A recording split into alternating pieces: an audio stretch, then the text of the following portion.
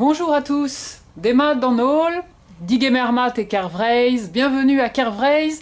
Aujourd'hui, nous recevons Guillaume Faye, Jan-Bert Hilnon et notre invité exceptionnel qui vient nous présenter son dernier ouvrage, Monsieur André Archambault, Combat pour l'hémisphère nord, l'amour d'Ariane, aux éditions Avatar.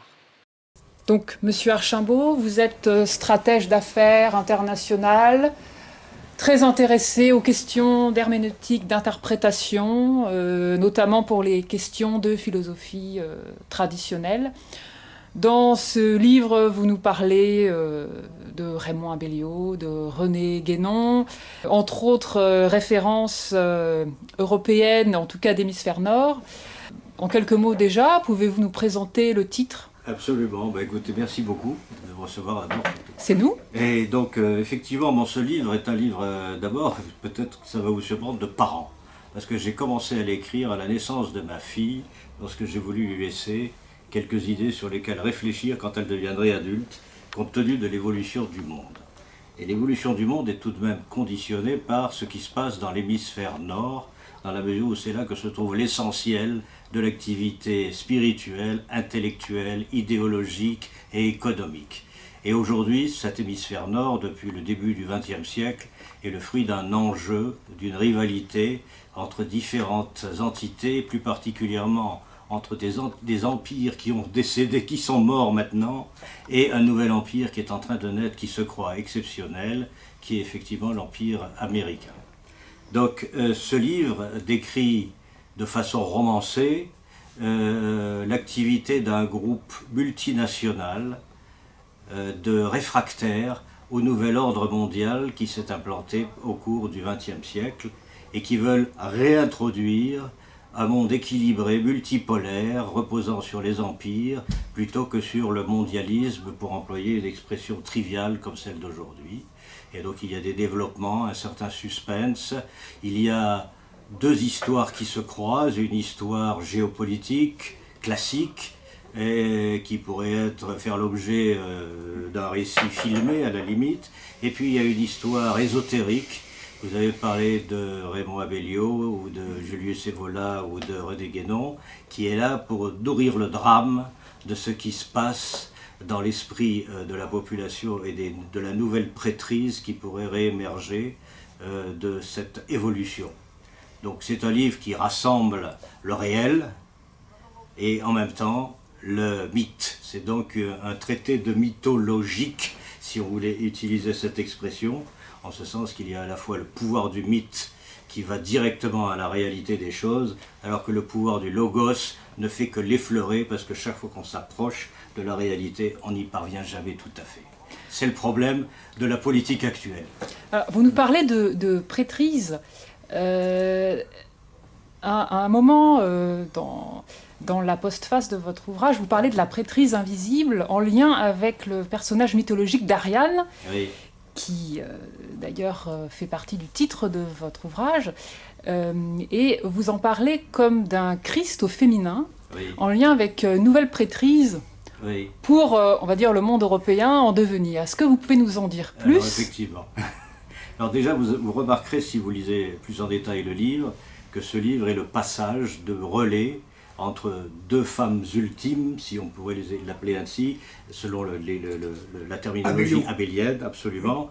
Il y a Atalanta, qui est celle de la narration passée et présente, et Ariane, qui va venir après pour accompagner l'évolution du monde, qui se sera transfiguré en un nouveau monde, et notamment en une nouvelle Eurasie, qui sera une Eurasie des peuples, au sein d'empires multipolaires. Alors Ariane, pourquoi ? Parce qu'elle touche une des cordes du livre, parce que peut-être pour revenir 2 secondes au livre, il y a 3 choses à dire dans le livre. Premièrement, le livre offre une conception de l'histoire. Et cette conception de l'histoire, c'est essentiellement une conception cyclique, voire même sphérique de l'histoire, contrairement à la conception progressiste et linéaire, où tout ce qui vient après est mieux que ce qui était avant, et ce qui est finalement un moyen de faire taire les gens, faire taire les opposants, faire taire tous ceux qui ne sont pas d'accord avec ce qui se passe dans leur vie quotidienne, que ce soit dans le travail, que ce soit en politique. Alors ça, c'est une première chose. On peut commenter là-dessus. Et deuxième chose, c'est la notion dite d'occidentalisation. Et là, je ne fais que vulgariser les thèses de Raymond Abellio, qui considère que le plus bel exemple d'occidentalisation du monde, ça a été l'Europe, qui était une merveilleuse machine à transformer la quantité en qualité.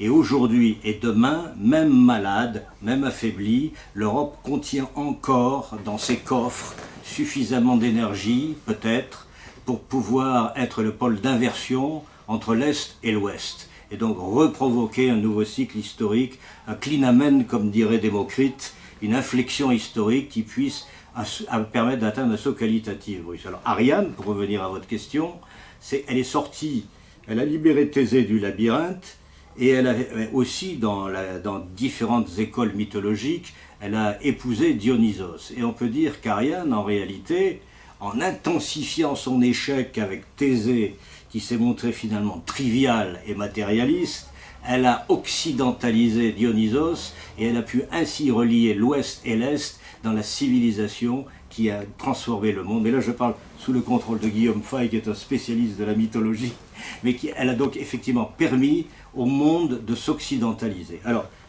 pourquoi hémisphère nord et occidentalisation? C'est qu'on pense, à juste titre, quand on lit Abellio, qui a écrit quand même dès 1948, au moment où l'Europe était complètement délabrée, divisée, massacrée par le matérialisme occidental et le matérialisme stalinien, a réussi lui-même déjà à suggérer que ce qui était profond dans l'Europe, ce qui était profond d'ailleurs dans l'âme européenne ou dans l'âme russe, permettrait un jour de restaurer et de retransfigurer cette fonction fondamentale de transmutation de la quantité en qualité. C'était la thèse de Solzhenitsyn aussi. C'est la thèse de beaucoup de mouvements spiritualistes russes. Vous remarquerez que dans le livre, il y a une photo d'une mère du monde qui est en réalité celle d'un artiste russe qui lui-même a peint cette mère du monde dans les années 30 en symbole de la régénération.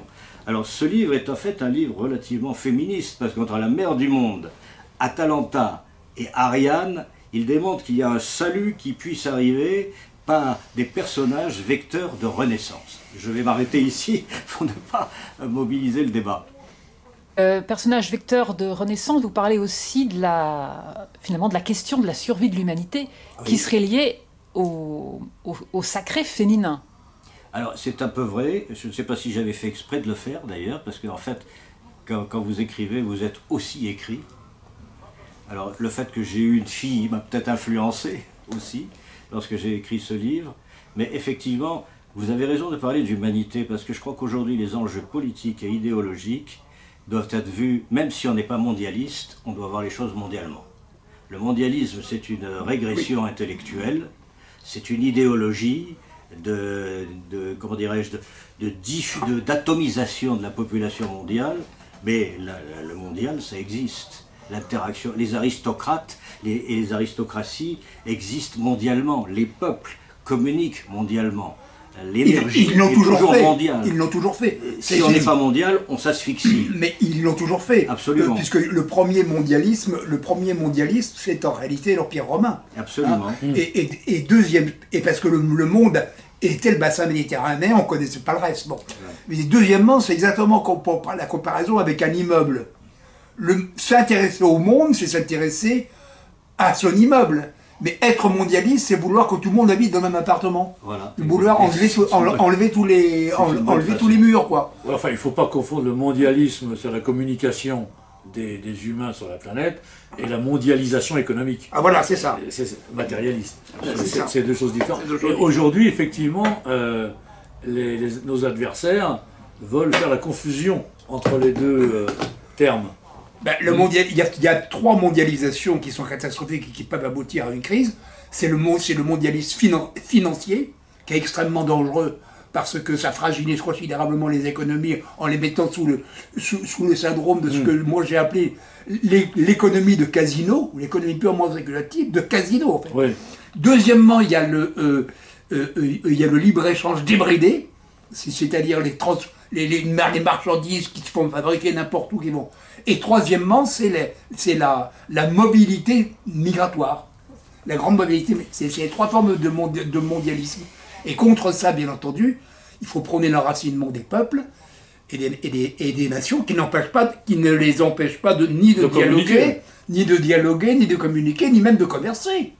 Ça n'empêche pas le tourisme. Ça n'empêche pas le tourisme, ça n'empêche pas. Voilà. Non, mais ça n'empêche même pas le commerce. Bon, le commerce doit obéir à des règles, c'est tout. Alors, quel lien faites-vous, monsieur Archambault, avec la géopolitique globale développée par Abellio? Alors Abellio, lui, effectivement, a dès le départ insisté sur la capacité de l'Europe, encore une fois, à tirer parti de ce qu'il y avait de mieux de l'Ouest et de l'Est, en faisant pivoter tout ça à l'intérieur de la machine qualitative européenne. Alors ça veut dire quoi? Ça veut dire que, fondamentalement, Abellio considère que les États-Unis sont en réalité un pays qui représente l'extramonde des Européens plutôt que le monde des Européens. C'est une nuance de taille. Et en particulier qui considère que la Californie va tirer le système, et c'est vraiment visionnaire, parce qu'en 1948, on connaissait Hollywood, ce qui était déjà, effectivement, ça tirait déjà le système considérablement. Il faut voir les vieux films d'Hollywood des années 30, tirait déjà le système européen et mondial. Mais depuis, avec les médias sociaux et l'informatique et la technologie, c'est encore plus vrai.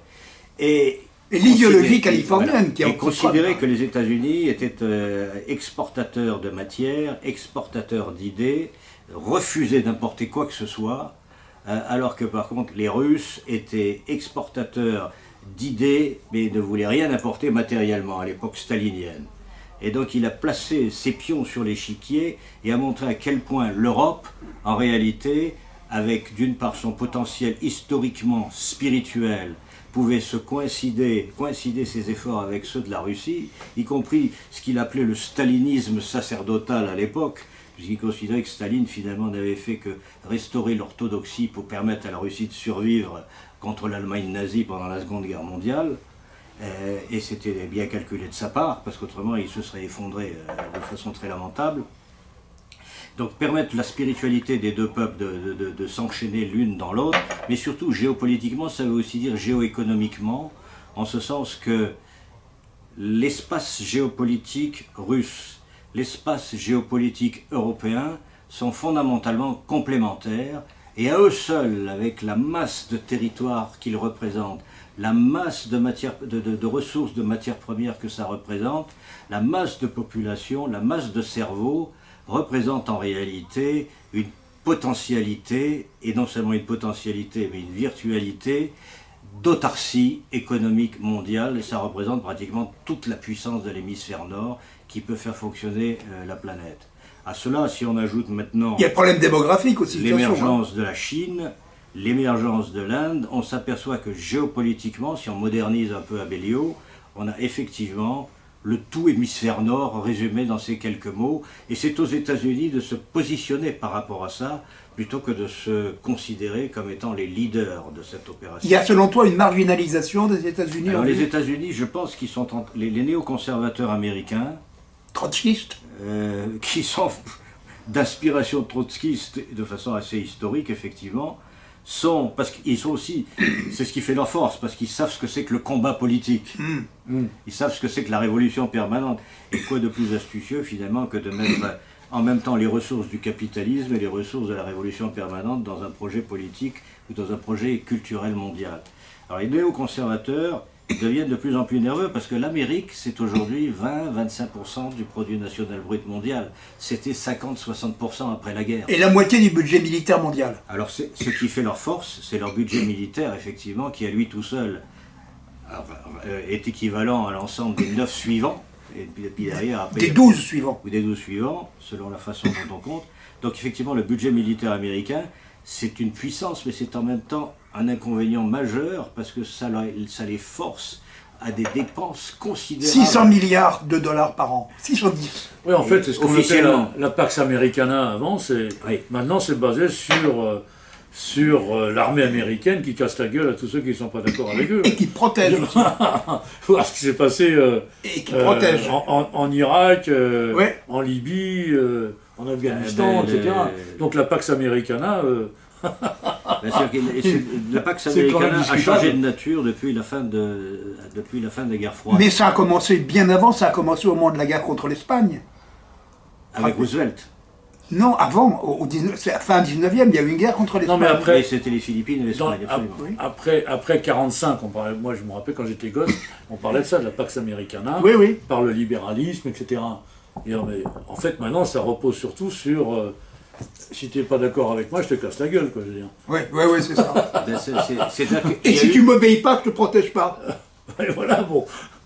C'est comme ça qu'ils tiennent l'Arabie Saoudite et le Japon et la Corée du Sud. Hein. Ce qui C'est s'est passé, le c'est parapluie, qu'il y a quoi. eu la période du communisme. C'est sûr que c'était plus plausible à l'époque du communisme de croire dans la Pax Americana quand on avait les chars soviétiques qui étaient censés arriver. Oui, Donc ils ont l'idéologie américaine a vraiment été à l'origine une idéologie je suis le grand chef, mais vous êtes mes alliés, je suis votre allié. L'effondrement de l'Union soviétique fait que, ce que dit Guillaume, et ce que vous dites, Ouais. c'est effectivement, là on revient à une règle plus classique, d'être le plus fort de la salle de classe, qui va Ouais. à la récréation Ouais. décider et te qui casse va la lui gueule donner à un la récré. sandwich. Voilà, c'est ça exactement. Mais alors j'aimerais Mais qu'on c'est sépare- logique, il ne faut pas leur en vouloir, parce que de toute façon c'est le rôle d'un État de défendre ses intérêts. Oui, d'accord, mais alors les deux Non. plus grands dangers actuellement, ce que tu disais tout à l'heure en dehors du micro, pour les États-Unis, enfin, pour le gouvernement américain, c'est la Russie de Poutine et la Chine. Alors effectivement, les États-Unis donc sont Il y a une nerveux provocation. aujourd'hui. Alors il y a une nervosité. Je m'excuse, Oui. je parle Ouais, trop. mais pardon. non. Il y a une nervosité des États-Unis aujourd'hui parce qu'ils sentent bien que effectivement, économiquement, ils sont moins forts qu'avant. Militairement, ils sont toujours les plus forts du monde, mais ça leur coûte très cher. Ouais. Ils sont en plus obligés d'organiser le Panem and Circenses à l'intérieur de leur pays, et ça leur coûte très cher. Donc ils sont pratiquement obligés de jongler avec deux budgets dans un, ce qui fait que maintenant ils sont en dette à 21 000 millions de milliards. Donc 21 000 Endettés. milliards. Endettés. C'est la une dette colossale. globale ou la dette C'est la uniquement dette de l'État? fédérale. Mais C'est- est-ce que mais les créanciers, Alors, c'est pas comme nous. les C'est- créanciers c'est sont beaucoup plus- internationaux, Ah bon? quand même. Ah, quand Et même. c'est ça, parce que c'est toute la dette, c'est effectivement où elle est locale, et à ce moment-là, c'est un impôt déguisé, C'est le Japon. comme le Japon ou l'Italie, parce que l'Italie a une grosse dette, mais comme c'est purement des créanciers italiens, ça ne change rien au problème. Il y a une indépendance nationale qui est préservée. Par contre, les États-Unis, ils ont ce problème, alors ils ont cherché à se désengager de la Chine, mais il y a encore. Et ensuite, il y a la dette fédérale, donc il y a la dette des États, donc les 50 États eux-mêmes s'endettent plus ou moins fort, puis il y a la dette de la population. Donc Oui. et ça, beaucoup de pays occidentaux se font de même, mais les États-Unis sont en réalité dans une situation quand même assez lourde en matière de dette. Alors il y a la dette, il y a le fait qu'effectivement il y a l'armée qui leur coûte cher. Deuxièmement, qui n'est même pas à la hauteur de leurs ambitions géopolitiques, parce que les avions tombent en panne, Ah oui. il y a des renouvellements d'équipements à faire.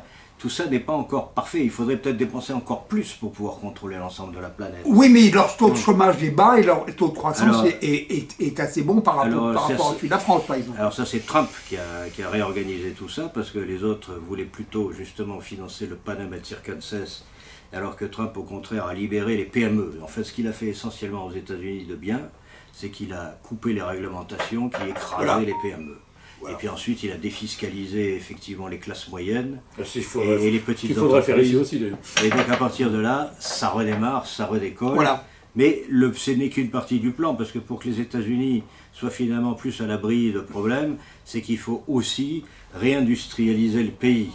Oui. Parce qu'il y a une division du travail qui a été telle qu'à part la Silicon Valley et l'industrie de services, tout le reste Ah oui. est devenu un désastre. Ah oui. Il y a quand même 80 millions d'Américains qui sont au seuil de pauvreté et qui Oui, n'ont aucun oui. espoir de trouver un job, parce qu'on ne va pas demander à des gens de Virginie qui travaillaient dans l'industrie du charbon d'aller faire des ordinateurs du jour au lendemain. Oui. Alors il y a aussi toute cette rediscussion que les États-Unis veulent lancer sur les tarifs, et effectivement Trump, qui est considéré comme un imbécile et un nigo, n'est peut-être pas tant que ça, parce qu'il raisonne comme un homme d'affaires.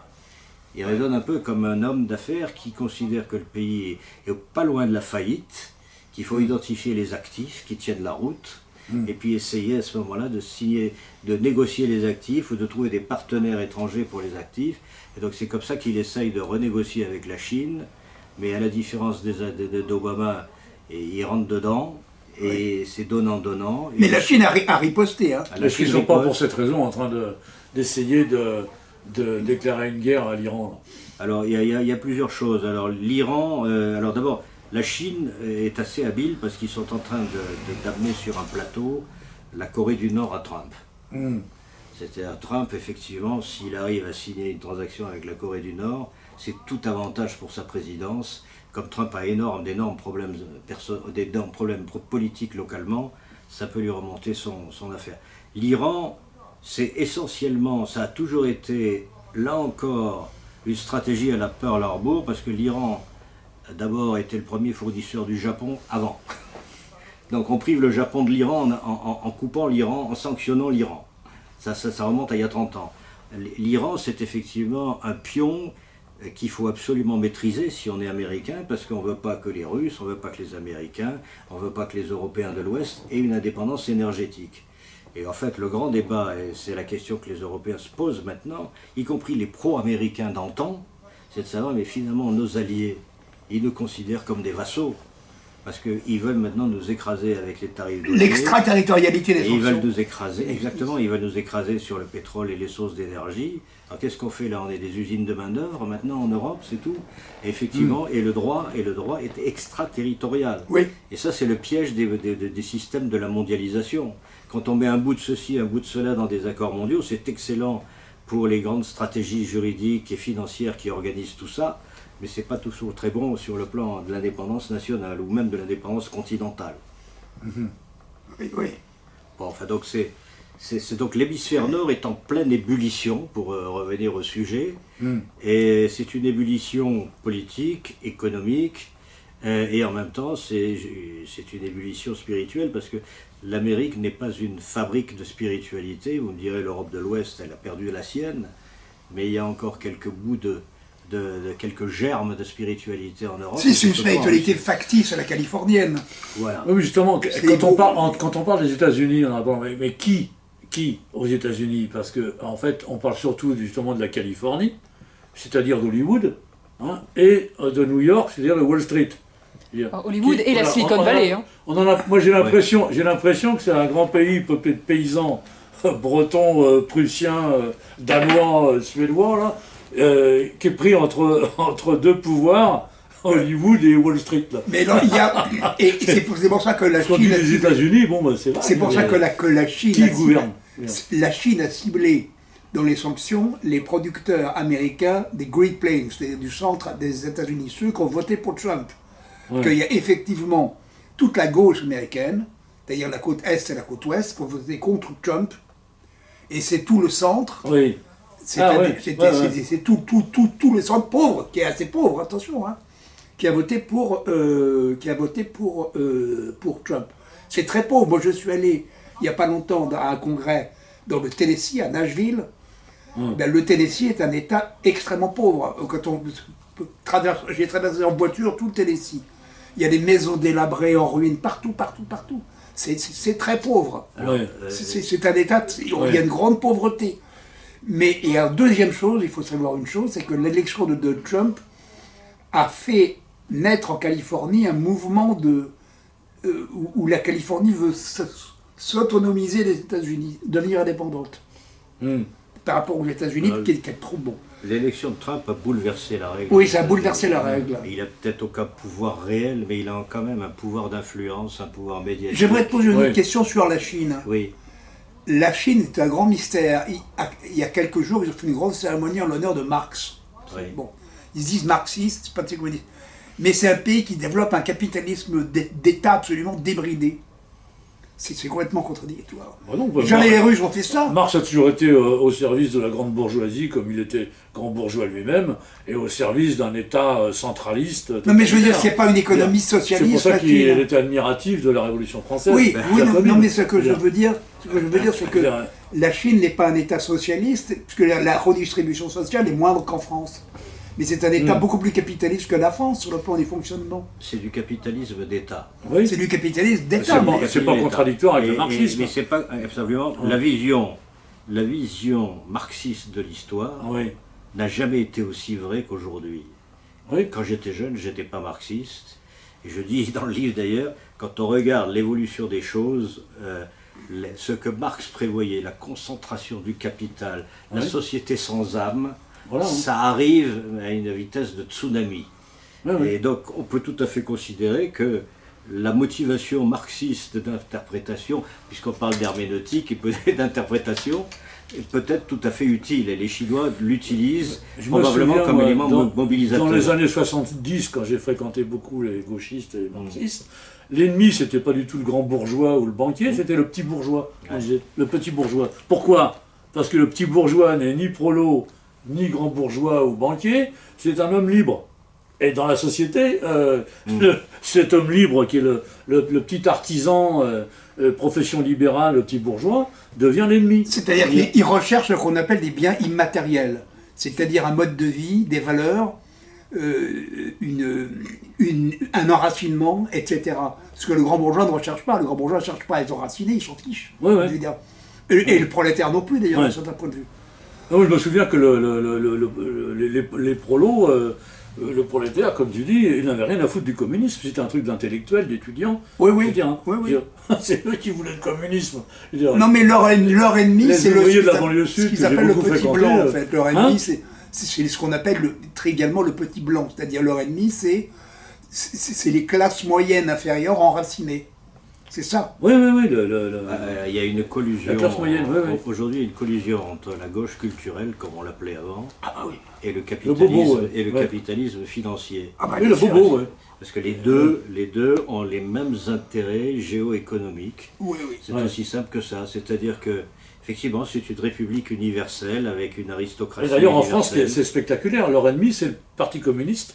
C'est la gauche réelle des ouvriers, des travailleurs, des producteurs, et le Front National. C'est-à-dire les nationalistes qui veulent rester enracinés, Donc, etc. on parlait tout à l'heure du sort de l'humanité, c'est ça, parce que c'est soit ça va être 100 000 personnes au monde qui vont diriger les 7 milliards d'habitants de la planète, Ouais. économiquement, culturellement, administrativement, d'une façon ou d'une autre, ou il va y avoir effectivement une localisation qui va renaître en fonction de pôles de croissance géopolitiques et donc impériaux, qui vont, eux, permettre de redistribuer les libertés telles que c'était le cas avant. Ça passe par une révolution européenne, une révolution culturelle, même pacifique, mais Absolument. de renaissance de ce que j'appelle toujours, moi, les États-régions, donc les vrais peuples européens, donc la vraie Europe, Bah, les vrais moteurs. contre les États-nations qui ont toujours divisé l'Europe et provoqué sa décadence actuelle. Oui, oui. Bien, Alors, en servant de tremplin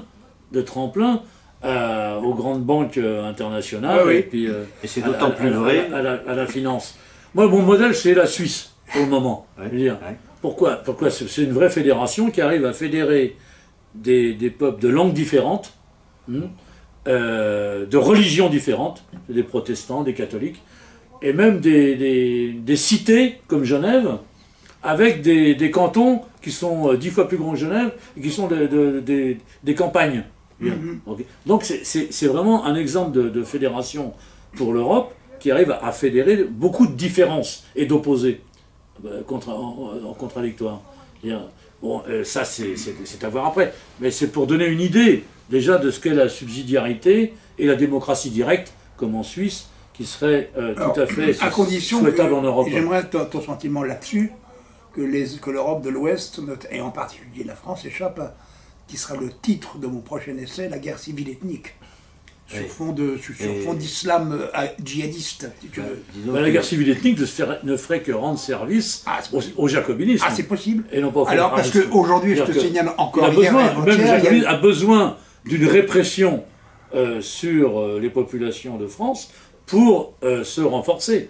Donc il a besoin d'une guerre civile ethnique, effectivement. Mais... C'est pour ça qu'il fait rentrer tant de musulmans pour les désigner comme bouc émissaire ce qu'on appelle aux Français de souche, là.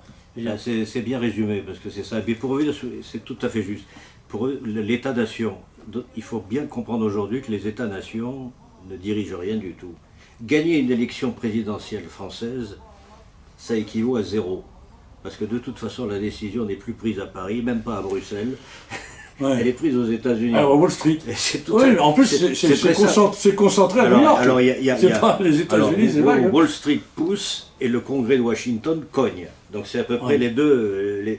Et puis, la classe politique nationale n'est plus qu'une classe technocratique, souvent très compétente d'ailleurs, mais qui, effectivement, est prisonnière et a une marge de manœuvre de 2 à 3% des décisions réelles. Donc, c'est effectivement. Donc, vous avez utilisé le mot révolution pacifique, c'est les deux mots associés. C'est ça, c'est pas de la réaction, c'est pas de la nostalgie, c'est une révolution. Une réévolution. Voilà, c'est ça, exactement. Non, il y a une autre chose aussi. La reconquête du pouvoir, parce que c'est soit, effectivement, au niveau, comme vous parliez, de la démocratie directe suisse, soit au niveau des coalitions, mais de gens qui ont les mêmes visions et les mêmes perspectives. Politique, géopolitique et spirituelle. Alors justement, pour revenir à votre ouvrage, vous parlez à ce propos de recréation mythique. Oui, effectivement. Parce que en réalité, les civilisations sont nées avec des mythes. Je relisais d'ailleurs un livre récent qui n'a rien à voir avec le sujet, mais quand même, c'est Sapiens. Je ne sais pas si vous avez lu cet ouvrage d'un universitaire israélien, et il explique comment l'Homo sapiens a réussi à subjuguer et à dominer le Néandertal. Il a fait une suite d'ailleurs au Homo Deus. Voilà, je ne l'ai pas encore lu celui-là. Mais c'est un auteur assez intéressant. Et effectivement, il prend des positions très originales sur les droits de l'homme, etc. Parce qu'il raisonne en tant que biologiste. Et Sapiens, il estime, ou il postule, alors comment il fait ses calculs, comment il estime ça, que finalement, ce qui a fait la force de l'Homo sapiens, c'est qu'il a créé la mythologie. C'est-à-dire que la mythologie, c'est un ensemble de croyances inventées pour réunir. Donc c'est finalement la définition de la religion, d'une certaine façon, pour permettre aux gens de s'allier lorsqu'il y a la survie à organiser, pour la faim, pour la guerre, etc. Et donc les Néandertals étaient dispersés, ils n'avaient aucune conscience qu'ils étaient des Néandertals. Ils étaient là pour vivre au jour le jour. Et donc, ça revient au même pour les peuples aujourd'hui. S'il n'y a pas de mythologie, il n'y a pas de miracle de civilisation. Sans mythologie, il n'y aurait pas de miracle grec, voire de miracle romain ou de miracle européen, notamment le miracle européen marial de l'époque des cathédrales. Donc effectivement, la mythologie est un moyen de dire la vérité en racontant des histoires. J'allais dire en racontant des mensonges, parce qu'on est dépassé par ce qu'on dit, par cette intuition du cosmos, cette intuition de la réalité, qu'apportent d'ailleurs les pensées religieuses quand on les prend dans le bon sens du terme, pas dans le sens... Mais les Européens ont inventé le mythos, mais ils ont aussi inventé le logos. Alors c'est exactement ça. Et donc il y a cette conjugaison du mythe et du logos. Donc c'est pour ça qu'il y a la mythologie, effectivement. Donc le mythe, lui, permet de travailler avec son intuition ou avec son ventre ou avec son cœur. Mystère. Voilà, mystère. C'est l'enseignement Tandis que le logos, lui, permet de hiérarchiser, d'instrumentaliser la logique. Et ben, à propos du mythe, de mythos, mystère, métier, étymologiquement, mythologie, ce qui est incroyable, c'est de constater ce qu'est la mémoire des peuples et l'inconscient collectif relié aux mythes fondateurs des peuples.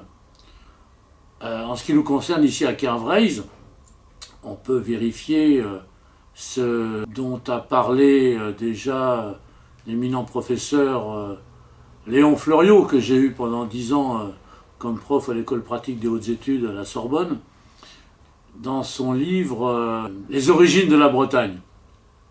Il parle du débarquement en 383 du général breton commandant les légions romaines bretonnes de l'île de Bretagne et surtout du pays de Galles, qui débarque à Sibiril, dans le pays devenu depuis donc le pays de Légion, le pays de Léon, pour prendre le pouvoir à Rome en 384 et rétablir l'ordre romain païen menacé par les chrétiens.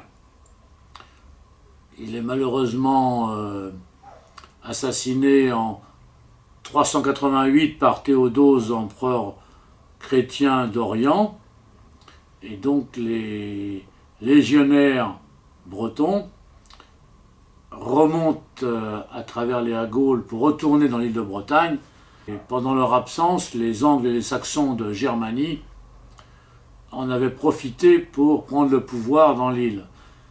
Donc les légionnaires, non pas de la légion étrangère, mais de la région étrangère qu'ils ont fondée à ce moment-là, c'est-à-dire Breiz, jettent les bases d'un État breton souverain qui va durer plus de 1000 ans. Mais le logos, c'est un peu comme le paradoxe de Zénon lorsqu'on parlait, je crois, avant caméra, c'est-à-dire que on a beau avancer vers son objectif en rationalisant, on ne va jamais le toucher.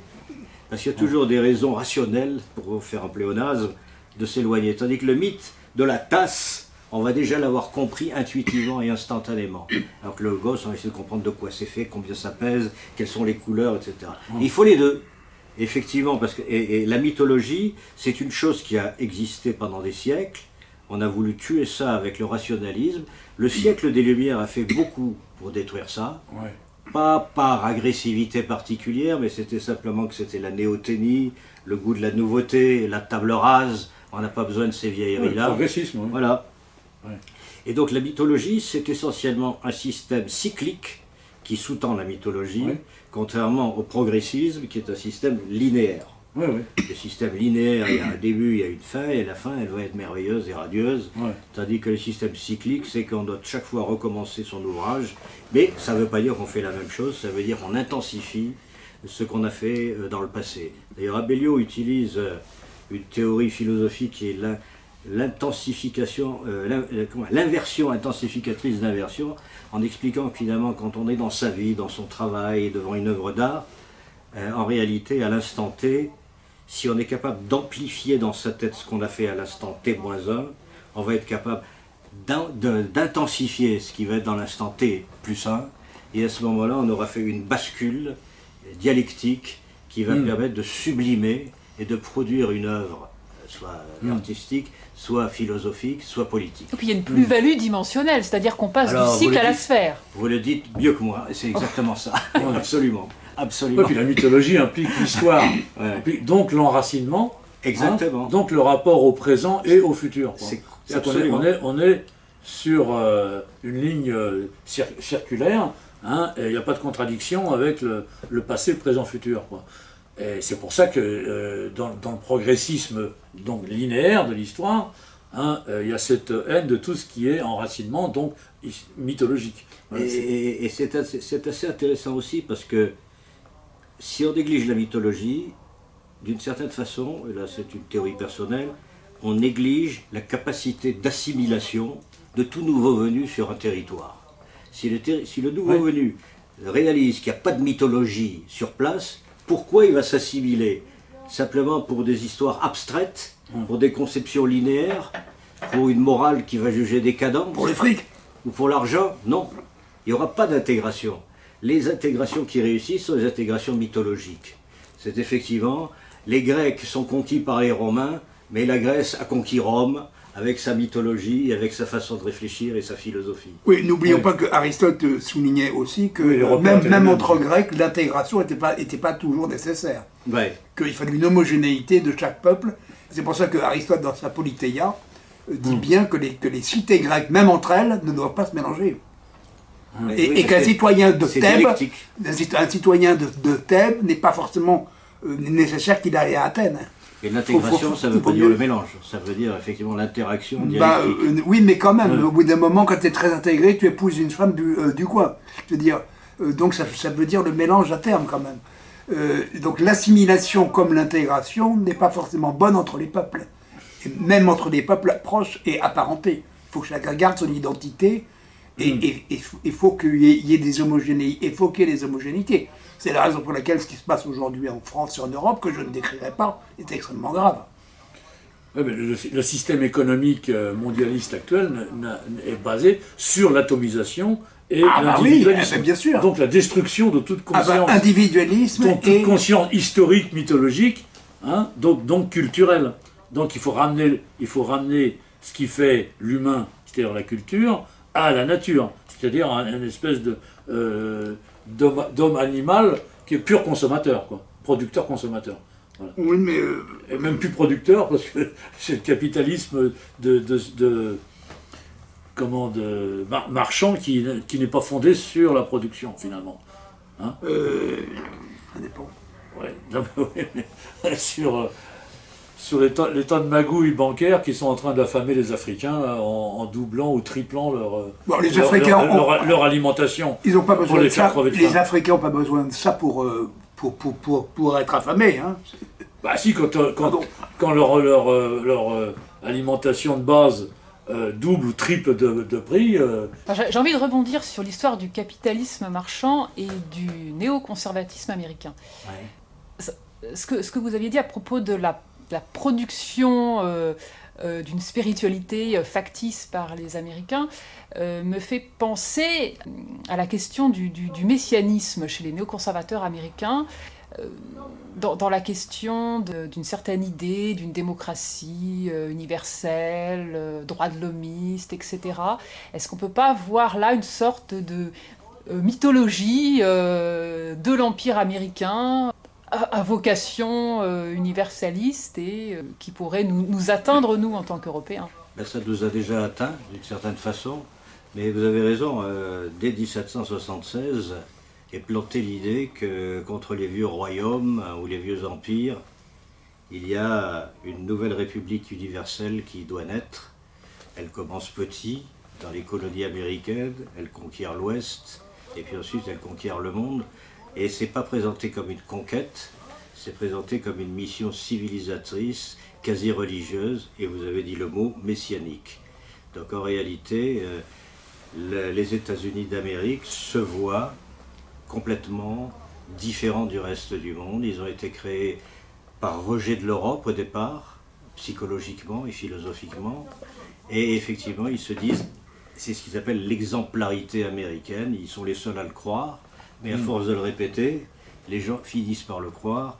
Et ces pauvres gens du milieu des États-Unis qui sont dans une situation prolétarisée le croient également. Ils sont les idiots utiles du système. Cependant que ceux qui n'y croient pas, les gens riches de l'Ouest et de l'Est, l'utilisent pour pouvoir contrôler non seulement leur propre territoire et les territoires étrangers. Et alors, je dirais que ce qui a fait l'originalité quand même de l'impérium américain, c'est l'appel à la morale.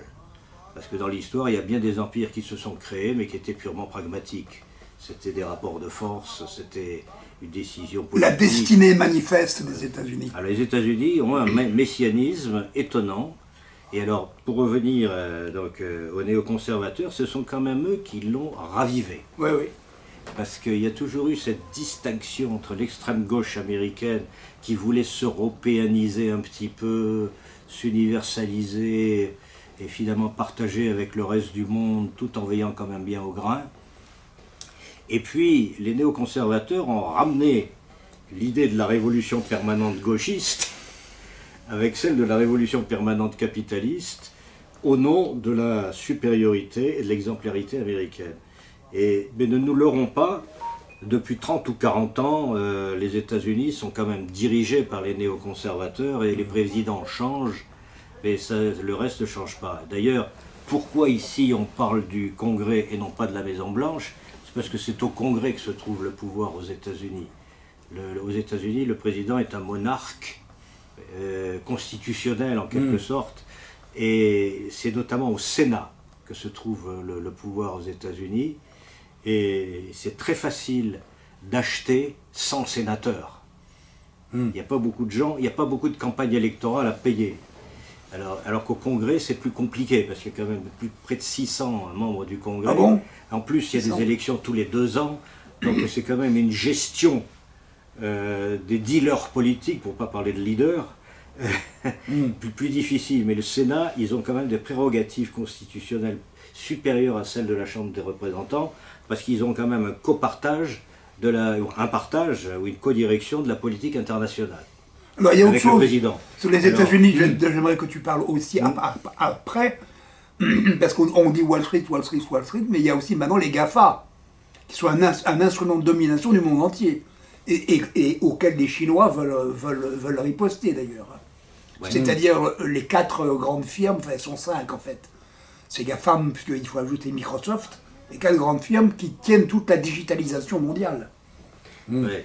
Alors, la Chine est à l'avant-poste de la riposte, mais on va y venir dans une minute. Donc, effectivement, le Sénat, c'est simple. Il y a à peu près 400 firmes aux États-Unis, de complexes militaro-industriels, industrie financière, justement, toutes les Microsoft & Co., qui sont là et qui financent les campagnes électorales. Alors, au Sénat, on est élu pour 6 ans. Alors, c'est facile, c'est bien, il y a une constante, une durée, c'est un investissement rentable. Dans la Chambre des représentants, il faut retourner tous les 2 ans. Et donc le Sénat, c'est ce qui contre en permanence le président des États-Unis, quel qu'il soit d'ailleurs. Alors quand c'est l'État profond qui dirige avec tout le monde à son rythme, ça va, ça c'est assez fluide. Avec Trump, ça marche moins bien, parce qu'il est en permanence contré. Alors il se bat différemment. Alors pour revenir à la Chine, c'est probablement... il faut lire le compte-rendu, je ne sais plus quel est le 40e numéro du congrès du Parti communiste chinois qui a eu lieu l'an dernier, mais ils ont véritablement bien défini leurs objectifs à 50 ans, ils ont bien défini leur objectif de bâtir un système financier différent. La nouvelle route de la soie. La nouvelle route de la soie, etc. Et donc ils sont maintenant la grande zone d'attraction pour les Russes, pour l'ensemble de l'Asie, pour l'Inde, et pourquoi pas pour l'Europe de l'Ouest, parce que si c'est pas ça, ça veut dire que chaque fois qu'un Européen de l'Ouest voudra avoir sa politique... De Gaulle, aujourd'hui, serait en permanence sous sanction américaine, si c'était lui le président. Parce que tout ce qu'il ferait serait sanctionné immédiatement. Donc il n'y a plus d'indépendance nationale, il n'y a plus de souveraineté. Alors effectivement, le pouvoir réel des États-Unis, c'est d'une part le lobby militariste, le lobby mondialiste reposant sur les hautes technologies. Oui. Parce que c'est vrai que les Amazon, tout le monde achète chez Amazon, c'est un pouvoir considérable. Google, YouTube. Donc effectivement, ça donne un pouvoir de censure considérable, c'est un pouvoir de police considérable également sur les individus de la planète. Donc effectivement, ça passe du soft power, comme ils avaient tendance à l'appeler avant, au hard power, parce que là, véritablement, quand on coupe les vivres, c'est plus juste de l'influence un peu musclée. En fait, c'est l'empire anti-impérial, quoi. Alors, c'est un empire c'est un empire à la Caliclès, c'est un empire brutal. Oui, mais matériel. Voilà, matériel. Alors que l'empire, à l'origine, c'est quand même spirituel.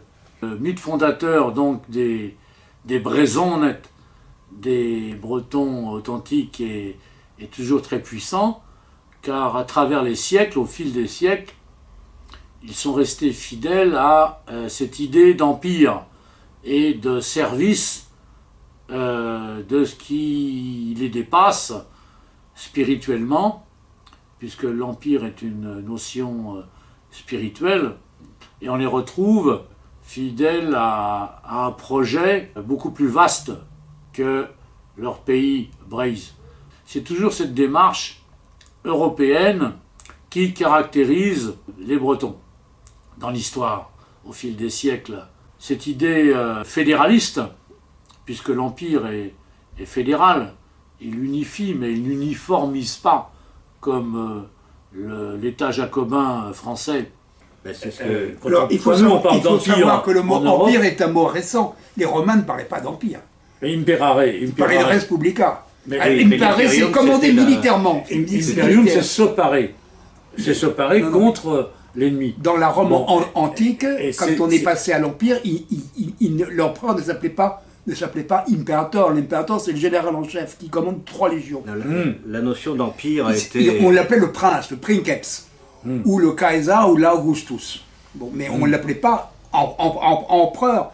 Et à l'époque de l'Empire romain, qu'on appelle l'Empire romain, le Sénat gouvernait toujours, et le régime s'appelait toujours la Respublica.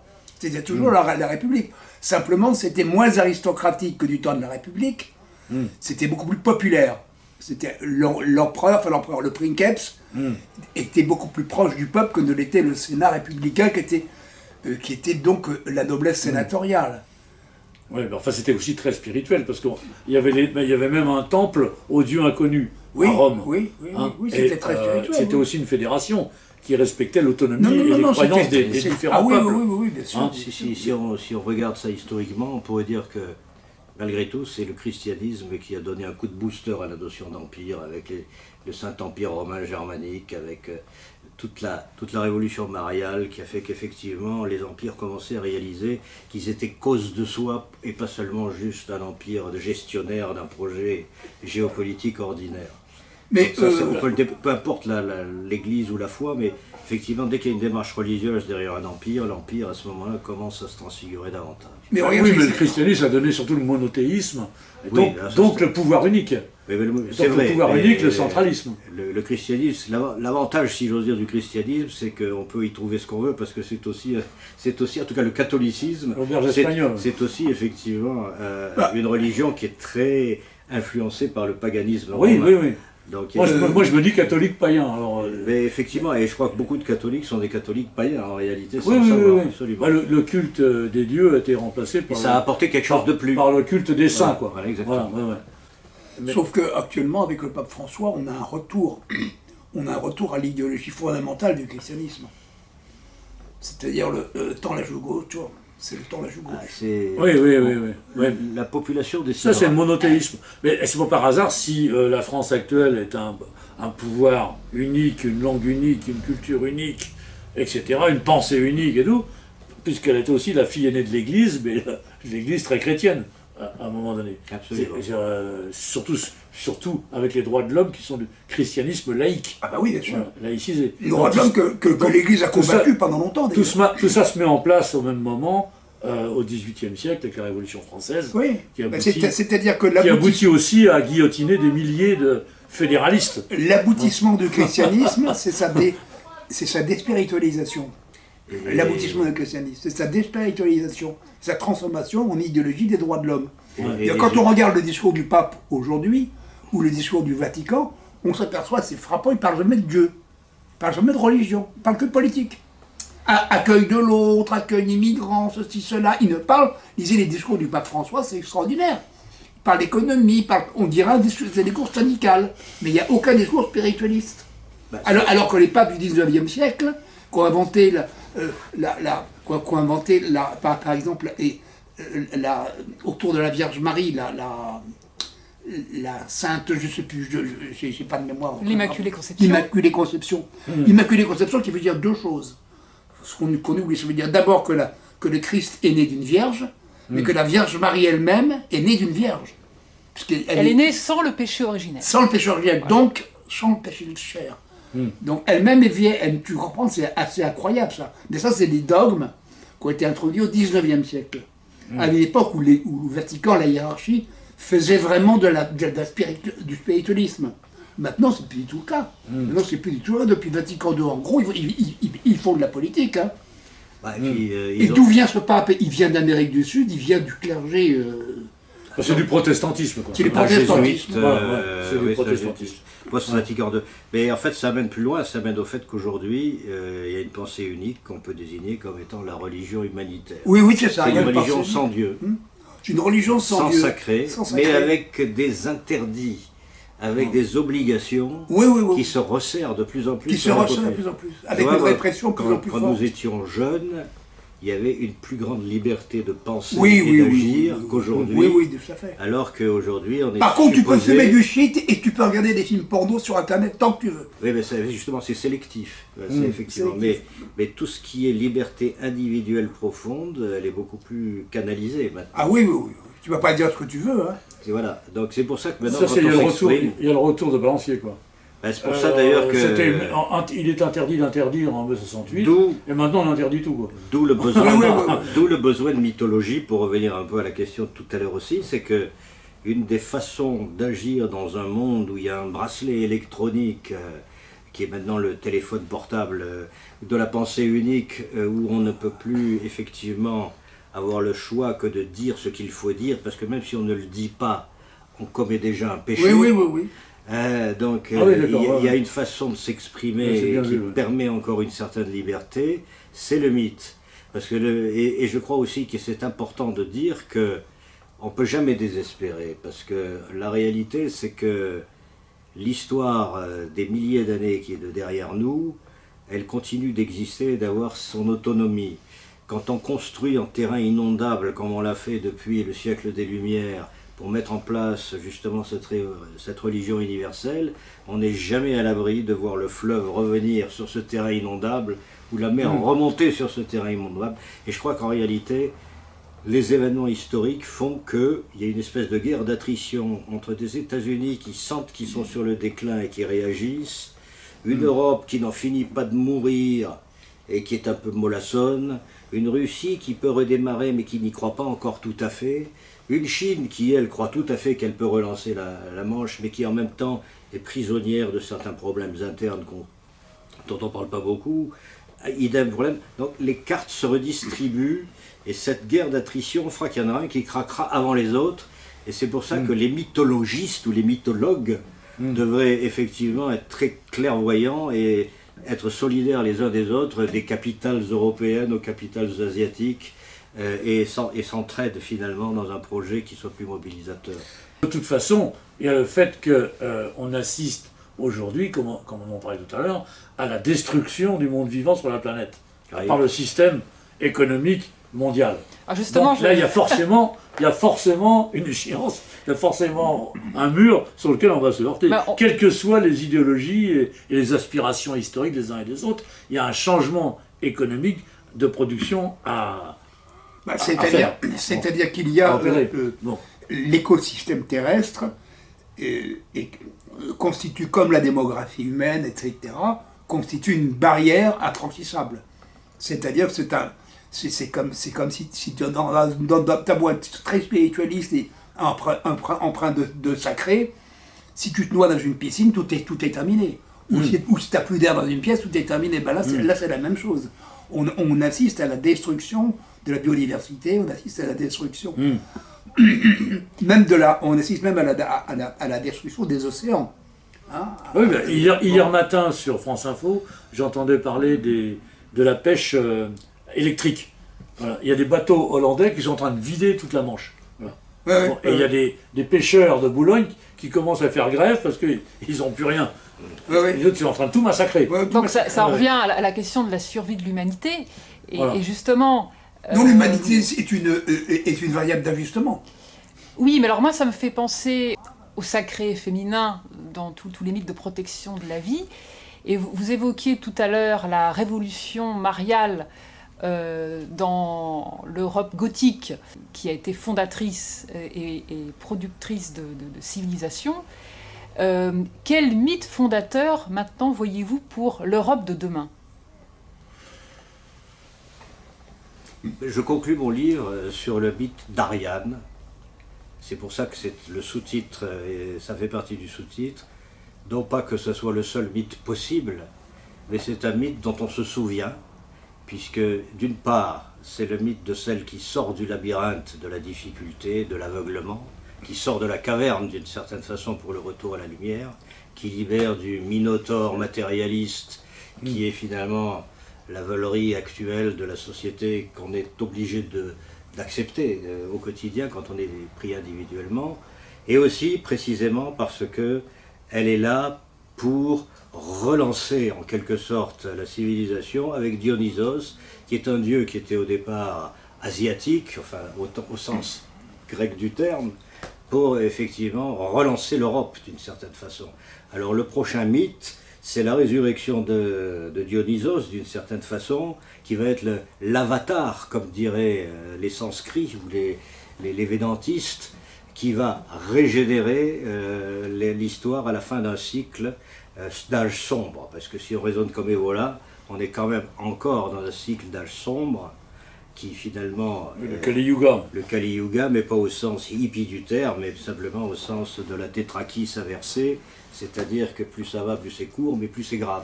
Donc là, on est effectivement dans une période encore courte, mais très grave. Et effectivement, donc, symboliquement, il faut trouver le nouvel avatar, il faut trouver le nouveau Dionysos. Alors, quelle sera la nouvelle Ariane christique? Alors, christique, ça ne veut pas dire sur la croix, au sens grec du terme, c'est loin, voilà, effectivement, qui va régénérer. Sacrément. Personnellement, je pense que, c'est pas que je fais ça par propagande ou par facilité, mais je pense qu'effectivement, chaque fois que les femmes ont projeté du mythe, ça a été toujours très profond dans l'histoire du monde. Donc effectivement, c'est une des capacités des Européens d'avoir été capables d'intégrer et de bénéficier des mythes projetés par les déesses féminines, qui d'ailleurs, sont très nombreuses. d'un point de vue karmique, c'était pas par hasard que Voilà. le drapeau européen soit le drapeau de Marie.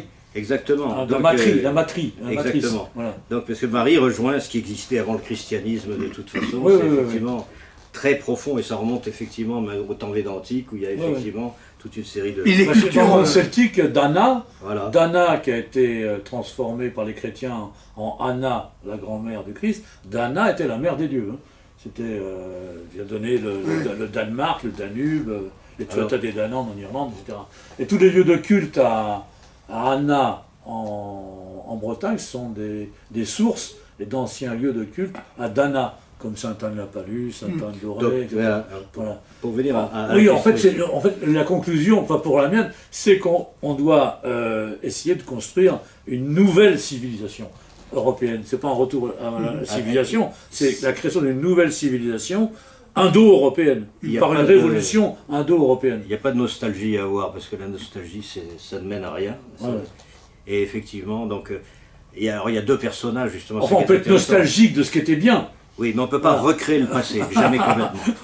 Et- s'inspirer de ce qui était voilà, bien, oui, bien limite, sûr. pour Et- Alors, créer quelque chose de le nouveau. personnage d'Atalanta, justement, c'est aussi un personnage fort, mais qui parle finalement de ce qu'était le passé, qui parle du combat pour effectivement restaurer la spiritualité, mais elle va s'effacer derrière Ariane, qui elle va lancer ce que vous dites, c'est-à-dire cette renaissance européenne ou eurasiatique, pour employer un terme plus adapté à la géopolitique de demain. Oui. Mais vous avez raison, c'est la jonction de ces deux personnages.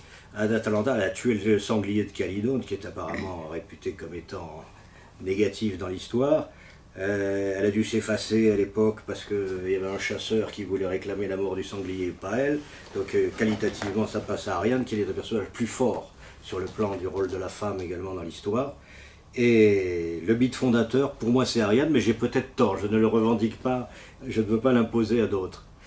Oui, parce que vous opposez dans une opposition dialectique dans votre livre les archontes qui sont Oui. liés à Seth, à Saturne, au temps qui passe dans la matière, et puis les lucifériens qui vont essayer de se hisser vers la lumière. Voilà. Et donc là, on est au cœur du mythe. Alors effectivement, il faut bien comprendre ce que veut dire luciférien dans cette histoire. Oui, C'est bien pas sûr, au sens des films d'horreur. C'est effectivement, vous avez bien dit, la matière, la lumière. Et Lucifer, ça veut dire le porteur de lumière. alors j'ai repris en réalité une terminologie abélienne, je ne l'ai pas inventée. Ce que dit Abélio, c'est que le combat de Saturne ou de Satan et de Lucifer se résume dans la problématique de l'antéchrist. Ce qu'il appelle l'antéchrist, c'est la dialectique entre les deux, qui va gagner, qui va perdre, Et cette dialectique est fructifiante, et c'est comme ça qu'elle fait naître ensuite le Fils. Alors c'est totalement faux sur le plan dogmatique catholique, mais disons qu'il dit que le Fils naît de l'antéchrist et pas du Père, parce qu'il veut montrer que ce combat de la matière et ce combat de la lumière entraîne en réalité la naissance du Fils, dont on comprend pourquoi il est beaucoup plus fort que s'il était né du Père directement. Donc, qualitativement, il est chargé d'intention, de morale, de conscience intentionnelle, si on pourrait dire phénoménologiquement. Donc effectivement, alors les archontes, c'est effectivement la matière. Les conjurés de la croisière sur le Nil, qui s'associent avec un Mahdi, donc c'est quand même assez créatif sur le plan spirituel, et pour justement redessiner la carte du monde, ce sont les deux aspects lucifériens et autres, et c'est après seulement qu'il y a le Christ au féminin, qui est Ariane, qui va prendre la succession de ce nouvel empire ou de cette nouvelle Eurasie. On n'a pas parlé des derniers chapitres de fin, mais disons que l'important c'est que dans les 20 dernières pages, on décide la carte du monde différemment. Les États-Unis se retrouvent avec un tiers de leur territoire, parce que finalement, là encore, les anciens lits des rivières reviennent, puisqu'il y a tout un tiers des États-Unis qui repart vers les anciennes, vers la culture hispanique finalement. et donc les pôles de croissance sont revenus sur l'Europe, et à partir de là, eh bien, il y a une paix qui n'existe pas encore, parce qu'il faudra longtemps, mais il y a une bataille qui se construit pour qu'il y ait une paix à la Pax Romana. Ah bah bravo. Bon, c'est... Bravo, bravo. Donc j'utilise, Guillaume, très brièvement l'idée de convergence des catastrophes, parce que c'est un sujet qui t'a travaillé depuis fort longtemps. Sous le pseudonyme, j'ai publié un livre avec ce titre. Oui. Et effectivement, donc ce livre évoque ça aussi, parce que c'est vrai que c'est une raison d'espoir que d'avoir une convergence catastrophique en réalité. Une catastrophe, c'est quelque chose, étymologiquement, je ne sais plus le sens grec du mot, mais ça veut dire quelque chose qui donne lieu à quelque chose d'autre. Ouais. Un renouvellement, en fait. Exactement. Kata, il y a bataille, catégorie. Kato, ça veut dire... Oui. C'est pas le La catastrophe, c'est un moment difficile à passer, mais qui est créateur de quelque chose de nouveau. Mais qui est difficile, c'est un moment difficile, quoi. C'est un moment difficile à passer, quoi. Une catastrophe. C'est pas du tout une tragédie, parce que la tragédie, il y a deux pôles complètement contradictoires. Il n'y a pas de solution possible dans une tragédie. Non, la convergence des catastrophes, moi j'ai voulu dire que toutes les lignes actuellement qui sont en Occident sont des lignes négatives qui vont converger et qui vont faire péter le système. Qui risquent de faire péter le système. Et dedans, je parle même des questions écologiques, hein, bien entendu, hein, des questions écologiques. Oui. Le système qu'il ne faut surtout pas sauver, comme bien sûr. A voulu le faire Sarkozy en 2008. Oui, la réalité, c'est un peu ça. Il aurait mieux fait de laisser faire. Si on veut prendre une parabole d'affaires... Non, mais le système bancaire... Oui. Quand on est dans les affaires, quand on sent qu'une affaire va mal, on ne va pas vider ses poches pour essayer de la renflouer, parce que si elle est pourrie au départ... bien sûr. Voilà. C'est la faute à personne. Il vaut mieux, effectivement, identifier les bons actifs, essayer de les repackager ailleurs, à droite, à gauche, et reconstruire à partir de ça. Et d'une certaine façon, le système actuel est en faillite aussi, le système géopolitique. Comme disait Nietzsche, ce qui tombe, on pousse. C'est pour ça qu'on ne peut pas restaurer la brillance de l'Empire napoléonien du jour au lendemain, ou la France d'avant 1914, parce que c'est pratiquement impossible. Par contre, il faut effectivement voir dans tous ces pays quels sont les éléments qui ont une valeur commune, un dénominateur en sachant commun. Que la catastrophe définitive, ça serait provoqué par le soleil. On peut tout imaginer, et c'est ça le... Puisque ça s'est passé en 1859, mais ça n'a pas eu de conséquences. Ça serait passé aujourd'hui, la civilisation mondiale s'effondre. Ça s'appelle un orage solaire. Un orage solaire, c'est une charge électromagnétique solaire absolument monstrueuse qui perce le bouclier terrestre électromagnétique. Ce qui fait qu'il y a pendant 2-3 ans, il y a deux choses qui se passent. Il n'y a plus d'électricité, même dans les piles, hein, et il n'y a plus d'ondes hertziennes. Ce qui fait que plus d'internet, plus de lumière électrique, plus rien. Actuellement, toute notre civilisation repose sur l'électricité et sur les ondes hertziennes. Tout. En 1859, il s'est passé la même chose. En 1859, l'économie reposait sur le charbon et sur le gaz, et pas sur l'électricité. Donc on le voit dans les coupes des arbres, tu sais, ce genre de choses. Ça a duré 3-4 ans, mais ça n'a eu aucune conséquence. Sauf que c'était le début du télégraphe, et il y a des télégraphes qui se sont mis à prendre feu. Mais, 1859, donc à la fin du Second Empire. Et actuellement, un orage électromagnétique géant se passerait, et les scientifiques estiment que ça se passe tous les 400 ans. Se passerait, la civilisation actuelle s'effondre. Rien ne peut fonctionner, plus rien. Même ta voiture, ton moteur, ça ne peut plus C'est pour ça que je parle moins de nouvelle civilisation française à créer, dans une république fédérale française, modèle pour l'Europe, avec un nouveau système économique de production régionale, local, par le localisme. Ce qu'on appelait autrefois le communalisme d'ailleurs, au niveau des communes. D'accord, je suis d'accord. Très bien. Voilà. Vous évoquez la possibilité d'une suite à votre ouvrage ? Oui. On me l'a suggéré.